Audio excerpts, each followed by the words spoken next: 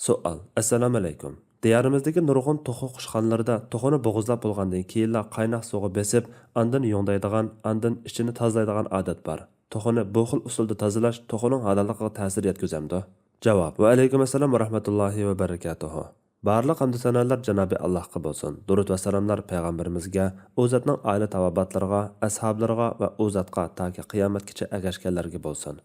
Albatta, to'qining qani bilan po'qi ig'ir nejis narsalar qatoriga kiradi. Buning asosan to'qini bo'g'izlabla qani bilan ich bag'rini tozalab o'tmasdan qiziq suvga bosganda suv maynat bo'lib go'shini maynat qilib o'tadi.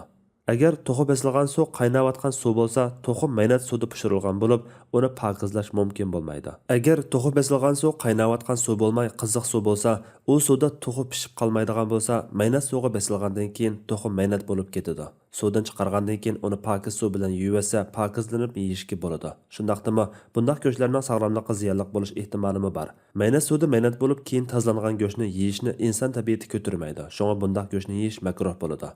Maliki mazhab Navozil degan kitobida mundaq kelgan. Tukuni yongdash uchun qiziq suvga besilgan to'qini ba'zi olimlar maynat narsa bilan pishirilgan tomoq deb qaragan bo'lsa-mu, ba'zi olimlar yuvasi pokiz bo'ladi deb qaragan. Mushu qarash to'g'ri qarashdir. Allah eng to'g'risini bilguchidir. Fatvoda Dr. Abdul Aziz rahmatulloh. Fatvolar majmuasi 1-tom, 182 nomerlik fatvo.